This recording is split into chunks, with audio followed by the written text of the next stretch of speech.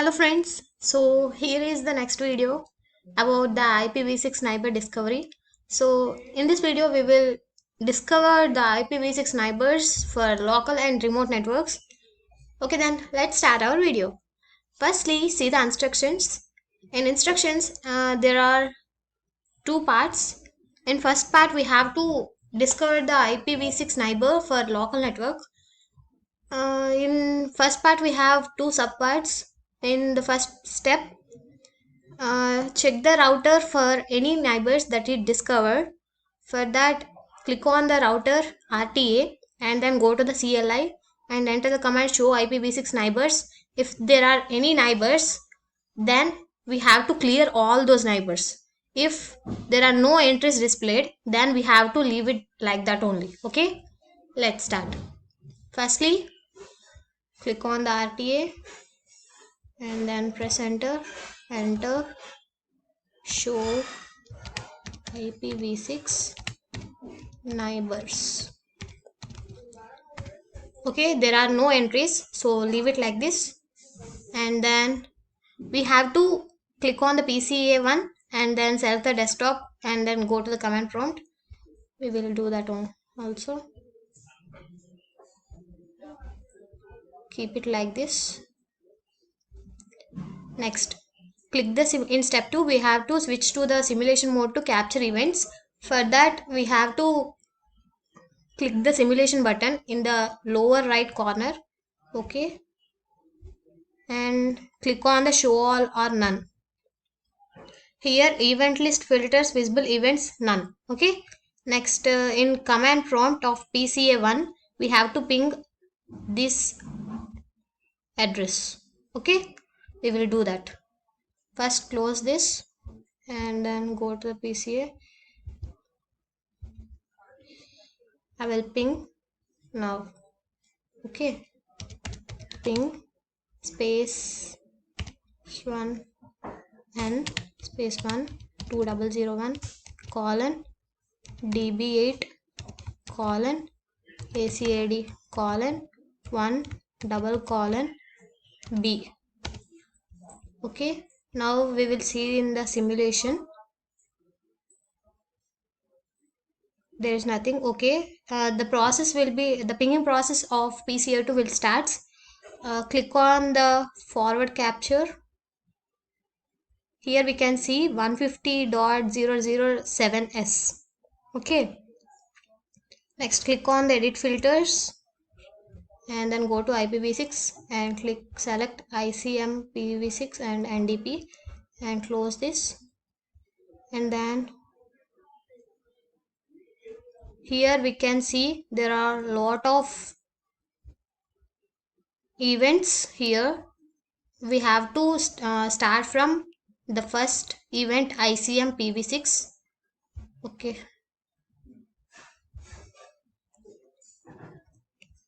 here we can see the destination and source IP addresses and the echo message type of 128 and click on next layer. Okay, the echo message type is 128. Next,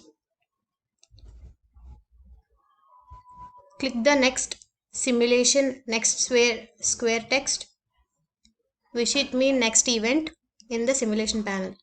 So this is the next event. And what changed in layer T addressing?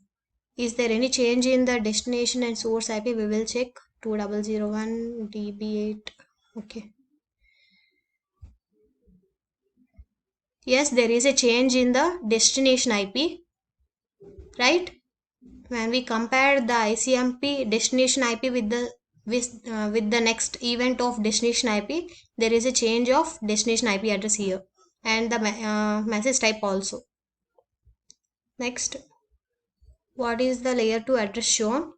Here the layer 2 address is the source and MAC. Here these are the source and destination MAC addresses. Next, select NDP or switch here. There is no difference between the in layers and out layers. Next, select NDP of PCA2. So here we can see the destination address, and so here this is the destination MAC address, and here this is the source MAC address, and here this is the IPv6 address, and this is the destination IPv6 address. Next, select the first NDP of event RTA. Here it is. In this, why there are no outliers? There are no outliers because the NDP packet process the packet, and it is a neighbor solicitation, and it does not match with the receiving port's IPv6 address. So the NDP process drops the packet. That's why the outer layers is empty. Next, open ICMP v6 at PCA. So here it is. What is the echo message type? The echo message type is 128. Next, sorry, we have answered to the wrong question. Does PCA now have all the necessary information to communicate with the PC2? Yes, it have the source IP, destination and IP, and source MAC address and destination MAC address. Now it can communicate with the PCA2. Next, open the PCA1, same, the last communication. So here it is. The echo message type is 129 here. Now reset simulation, and then repeat the ping again. Okay. Now we can see here a packet is formed. This will travels from this PCA1 to PCA2. We will see that this is an ICMP v6 packet. Okay. Next, capture the button for 5 times. Okay. Next, for we have to discover the remote connections. Now the same process will be repeated. Go to RTA again and enter the same command. Firstly, enter into the enable, and now enter the show IPv6 address. Okay. Next, click on simulation, click all or none. Here we can see the none, and close this and go to the command prompt. Now we have to ping another address, which is 2A. Okay. Then we have to click the play. Okay. Now we can see the capture 2 is 150.181.1s. Okay. Close this and click on edit filters in simulation. So here it is. Go to IPv6 and select ICMP-v6 and NDP. Okay. And next, we can see different events here. Now click on the ICMP-v6, which is starting event.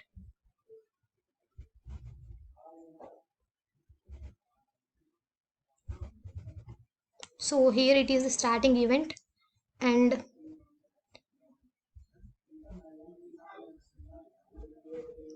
we can see the source IP address and destination IP address and the message echo type 128 here, and all the details at outbound PDU details. Okay.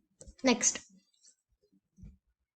of ICMPv6 because it is the first one, and NDP PCA1. Here what address is being used for the source IP in the inbound PDU. The source IP address is here. This is the source IP address that we used. Okay. Next, open ICMPv6 at event PCA1. So here it is. After opening, has enough information to create an IP echo request. Okay. What MAC address is being used for destination MAC? Here this is the destination MAC address. We can see it outbound PDU details also. So here it is the destination MAC address that we used. Okay. Next, open ICMPv6 at RTA. So here it is. Notice the outbound PDU from RTA lacks destination layer 2 address, and we have to see all the destination and IP addresses. Every event we have to check all the destination and source IP addresses and MAC addresses also. And next, skip down for the first ICMP event of PCB1. We will see for it. So here it is. Open it. And now the fast Ethernet 0 is receiving the frame. And the next few events are associated with the IPv6 address. Here the layer 2 information is missing, and there are many NDP informations or events are associated with the IPv6 address to the MAC addresses. The previous NDP events are associated with the MAC address with the linked local addresses also. Click and go to the last IPv6 ICMPv6. Okay. So the last ICMPv6 address is at PCA1. So click on it. So here it is the last frame. So the fast Ethernet 0 is receiving the frame. Okay, close it. Now we have to capture for 9 times. Okay, reset simulation first, and then we have to ping again for starting the simulation. Now we can see the packet here.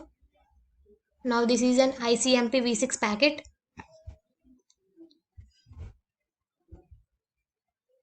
Firstly, it is traveling from PCA1 to switch, and then to the RTA, and then to the switch B, and then to the PCB1. We have communicated with the remote communication. It was going back to its original position.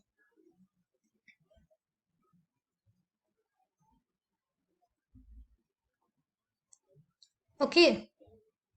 Here we can see that no NDP packets are there or events are there.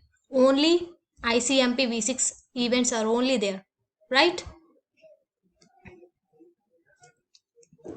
No NDP packets are there because we know the destination. The NDP packets are sent to know the destination. For that, the ICMPv6 packet can easily travel to the destination, right? Next, examine the router outputs. In examining the router outputs, we have to switch to the real time and then go to the RTA and then enter show IPv6 neighbor. We can see the MAC addresses and we can see the IPv6 addresses and link layer addresses of PCA1 and PCB1. We are unable to see the IPv6 address of PCA2 because we didn't communicate with that particular PC. If you want to see that also, you have to ping that particular IP address in PCA1. Then you can see the IPv6 address of PCA2 in RTA IPv6 address table. Okay, this is how we have to do the IPv6 neighbor discovery. Okay, thank you, and stay home and stay safe. Don't be panic of this pandemic situation.